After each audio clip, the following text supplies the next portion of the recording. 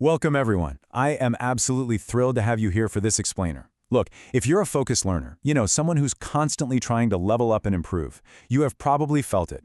That completely exhausting, overwhelming sensation of running 1,000 miles an hour just to stay in the exact same place. You wake up, you hustle, you push through the entire day, and yet, somehow, it feels like you're barely keeping your head above water. Well, let me tell you right now, you are definitely not alone in that. Today, we're going to completely deconstruct that feeling. We're going to pull back the curtain on the hidden systems that highly effective minds use to break out of that endless loop. We're exploring what's known as the architecture of cognitive efficiency. Okay, let's dive into this right away with a bit of a paradox. Have you ever been called lazy? Maybe you're the kind of person who is just naturally always looking for the absolute shortest, most direct way to get something done. Society loves to slap the label of lazy on that behavior, right? But what if we completely flipped that narrative? What if instead of being lazy, your brain is actually optimizing systems? Because highly intelligent individuals do exactly this. They aren't trying to avoid work. They are actively protecting their mental energy. They know for a fact that to solve the really complex problems later, they literally cannot afford to burn all their fuel on simple, mundane tasks right now. And that brings us to our first major shift. Section 1, the hidden logic of laziness, or reframing productivity. So, the most highly intelligent minds out there don't just work harder. They structure their thoughts to save energy and maximize their ultimate impact. They've realized that the mainstream definition of productivity is, well, fundamentally flawed. Take a look at this comparison. On the left, we've got what people think is happening, just avoiding mental effort or being lazy. But over on the right, we see what's actually happening, cognitive play and automation. Finding the shortest route isn't some character flaw. It's your mind engaging in cognitive play. It's the act of building an automated system in your head so you never have to rethink that exact same problem twice. You're actively banking your mental energy for the complex, high-level problems that actually matter. Which leads us to this incredibly liberating realization. Time is actually a secondary resource. I really want you to let that sink in for a second. We are constantly sold this massive myth that productivity equals the number of hours you sit glued to your desk. But time isn't your most valuable currency. Energy is. You could have 10 free hours, but if you have zero mental energy, you're going to accomplish absolutely zilch. The real secret to high-level performance is deeply understanding this dynamic.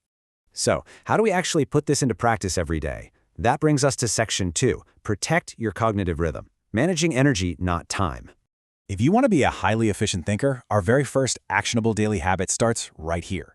You've got to stop obsessing over filling every single blank space on your calendar. Blindly managing time, hour by grueling hour, is just a fast track to burnout. Instead, you need to meticulously manage your energy by following your cognitive rhythms. And this brilliantly illustrates why things like constant interruptions, like infinite scrolling on your phone or constantly checking shallow notifications, are so dangerous. They actually rewire your brain to crave chaos, completely killing your patience. Efficient thinkers? They don't let their calendar dictate their day. They let their energy levels dictate what type of work they do and exactly when they do it.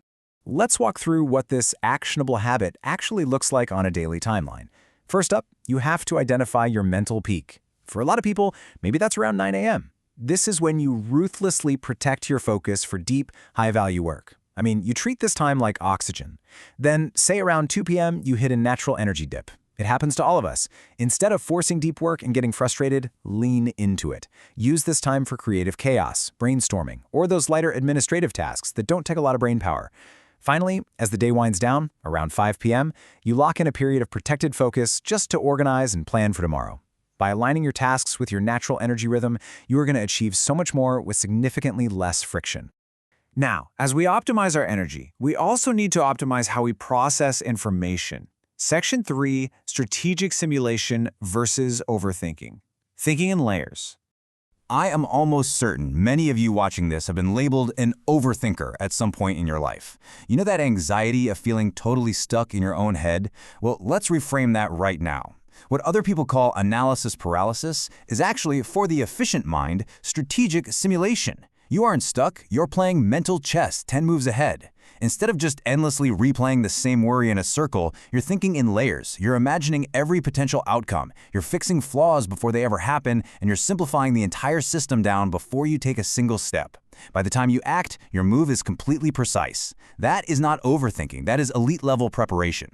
Which naturally leads us outward. from internal psychology to how we communicate with others. Section 4. Implement daily mental editing and the power of the pause. This is a rare but incredibly powerful habit that highly intelligent individuals use to navigate the world.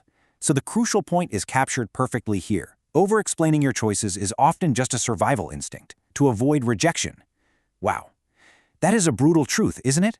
Most people are in such a rush to speak, they throw words out just to feel included in a conversation, or they over-explain their decisions because they're absolutely terrified of being misunderstood or rejected. But doing this, it drains a massive amount of your cognitive energy. So here is our second key daily habit to implement: mental editing. Step 1, pause. Step 2, simulate and filter your thoughts internally first. And step 3, speak with absolute precision. Let me show you what I mean. When someone asks you a question, instead of immediately blurting out the first thing that comes to mind, you just pause. You literally just let the silence sit for a second. You filter your thoughts, and then you deliver a concise, powerful answer. Cutting out the over-explaining and letting that silence do the heavy lifting doesn't just save your mental energy. It instantly commands more respect from every single person in the room. Now, alongside mental editing, we have to talk about what we're actively removing from our lives. Section 5, the power of subtraction and cutting the energy drain.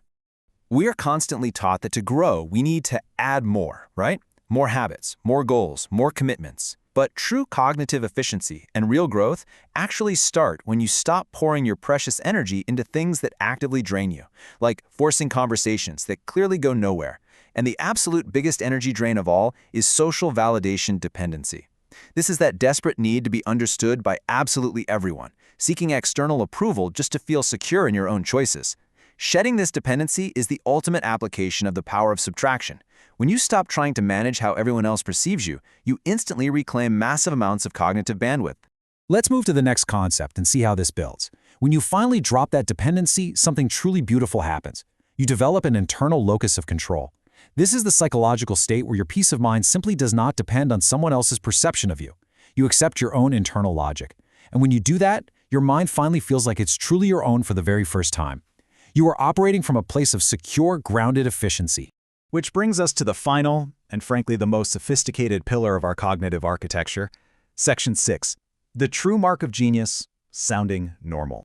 There's this huge misconception out there that intelligence means sounding incredibly complex, or using convoluted words to somehow assert intellectual dominance over a room. But true genius does the exact opposite. It takes complex, deeply layered thoughts and simplifies them entirely. It translates those mental chess moves so clearly that it actually makes everyone else around you feel smart and capable. This right here is the sweet spot. It's where high emotional intelligence perfectly combines with raw intellect. True genius doesn't need to alienate people to prove it exists. And that leads us to this incredibly important realization for all you high achievers and natural pattern hunters out there. Read this with me. You don't need to prove your worth through constant achievement or by sounding like the smartest person in the room. You already deserve to exist, and you deserve to succeed, even if absolutely no one is clapping for you right now.